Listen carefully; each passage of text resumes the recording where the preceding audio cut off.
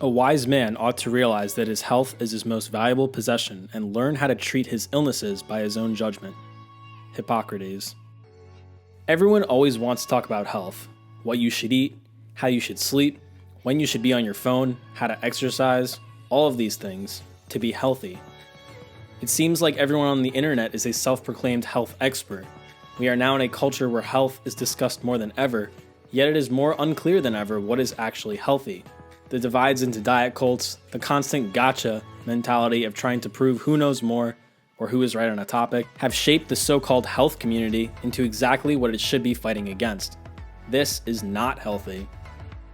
If you ask someone who is dedicated to a certain diet or lifestyle, why is what you do healthy? They'd probably have a much more difficult time answering that question than you may think. Maybe they'll say, well, fruits and vegetables have antioxidants, so I eat more because that's healthy. Maybe they'll say, I eat and train so I am lean and have muscle, and that's healthy. That still really doesn't answer the question. Is it healthy because you truly feel like you are healthier, or is it healthy because you've been told that it is healthy? So what is health? What does it truly mean to be healthy? At first it might seem like a trivial question, certainly up to the interpretation of whoever is answering. To some, being healthy means you can run a mile in a short time, you have a six-pack, or most likely, you do things that are thought of as healthy. But you try not to obsess over it too much, because that would be unhealthy. But what makes something healthy? It promotes health, right? Well, thanks, that cleared things up. What is health? According to Wikipedia, health is a state of physical, mental, and social well-being in which disease and infirmity are absent, which is actually pretty accurate to me. The problem is, we have such difficulty defining what well-being means. To be absent of disease is to simply not be ill, but to be healthy is something different entirely. Health means you are free of disease, but it is so much more. Health cannot be defined by a number on a blood test, nor as the results of behaviors we have been told are healthy. To be healthy is to be full of life, to sleep deeply and uninterrupted, and to wake up recharged. To be healthy is to be alert, yet relaxed. Being healthy means you eat lunch and continue your day without needing to take a nap. Being healthy means you don't have to convince yourself to exercise because you want to. Even more, being healthy means to be ambitious, to have purpose, and to be excited to accomplish goals. Being healthy means thinking rationally and not reflexively snapping at someone. Having a positive outlook on the world, knowing no matter how difficult things may get at times, there is always an answer. Not dwelling on the past, but appreciating it and living in the moment. It means you embrace being around other people and feel better once you do.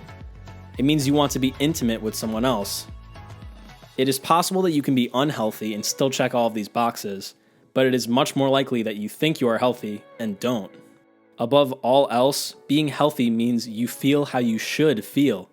If you notice something in how you function, mentally or physically, that makes you say, I shouldn't feel like this, that means you are unhealthy. The primary outcome of health should be quality of life. The way that you should approach health should be, what about how I am feeling do I not like? What is causing it, and how can I fix it? This isn't to say there aren't things about you that make you unique, that are inherent to your personality. What it says is that if there are things off about the way you look, act, or even perceive the world around you that seem off, that you don't like, there's a strong possibility that it boils down to a problem with your physiology. You can think of the human body as a system, a machine that takes inputs and responds with outputs. If you don't like the outputs, changing the inputs can quite literally change your life. Everything that has happened, is currently happening, and will happen to you requires two things, the event and you. No matter how horrible or incredible the event is, it is meaningless without the individual. Even though we try our best to control external elements, there are some times where that's impossible. However, if you can control yourself, you can effectively control the situation. It is your health that allows you to do this, the physiological state of the body. This can be the difference from not experiencing the satisfaction you anticipated from a goal you had been working towards, and simply being in awe of nature on the walk home. You can interpret the message of this video in many different ways. You might be thinking that if the things you don't like about yourself are really just problems with your health, then you must be really damn unhealthy. This may cause you to fall further down the abyss and feel hopeless, like you are destined to live the life you currently have. What I hope you do instead is to realize that this is the most empowering thing you could ever realize. You may think I'm exaggerating when I say this, but there is evidence that all of these things are affected by physiological processes that can be manipulated to your advantage. When you really break it down, though human beings are sentient and thus like to assign value and meaning to things, we are just intricately assembled, highly complex biological machinery. The more you can think of your body, your mind, and your life as the result of a cascade of chemical processes, the more you will be able to fine-tune how you live to your advantage.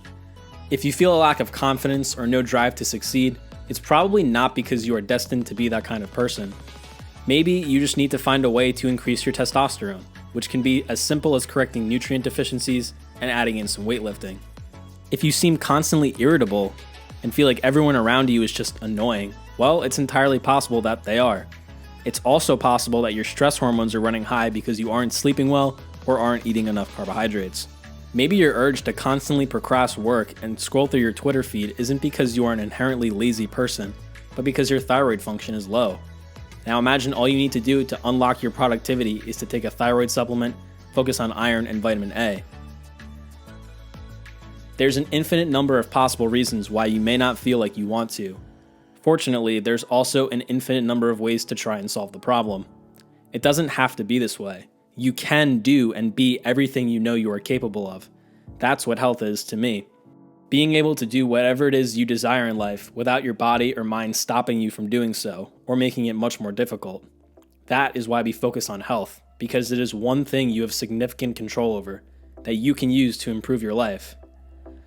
A lot of people like to say that happiness doesn't come from anything external, it comes from within. Happiness is only possible with health. Maslow's hierarchy of needs details what is essential for human life. The higher levels of the pyramid cannot be achieved without the lower tier needs being satisfied. At the very bottom, the most crucial and foundational need of a human being is their physiological needs. Without this, we cannot live a fulfilling life. Intuitively, this makes sense. Why should we expect to have a good life if we ourselves do not function properly? Funnily enough, with more diets to follow than you can count, and more information than is possible to read in a lifetime, you'd think as a society we'd have it all figured out. However, on the contrary, we have never been more confused. Most advice is just in the context of losing weight. Okay, you did it. You are now at a healthy weight. Now what? Most will find that their journey to health doesn't end once they lose enough weight. In fact, it just begins. There is a tremendous amount of interest in what causes clinical disease, conditions that your average Joe doctor can look at and say, you have this. Understandably so, because these are the conditions that are directly life-threatening and easy to spot. However, for every diagnosable illness that someone deals with, there is a chink in the armor of someone that will never receive attention. A problem that may seem normal by today's standards, something that a medical professional will not be able to label or even acknowledge, but still a problem nonetheless. A problem that might not kill you outright, but will kill your spirit, keeping you alive, but not living. Modern society normalizes the abnormal and would rather tell people they are perfect the way they are than empower them to improve and live how they wish they could. The body is dynamic, constantly adapting and responding to its environment. Though we may never truly know everything about it, we certainly know a hell of a lot. Whatever you are feeling, there is an answer. The problem is that there's also a ton of propaganda that will make it harder for you to find. Today, it seems like the message is about accepting how you feel instead of making an effort to feel better. The message we promote is the opposite. Don't settle for anything less than you know you deserve. Don't let the mainstream medical establishment discourage you like they have to so many other people. Become your own scientist and empower yourself to change your life, because even if you don't know it yet, you can.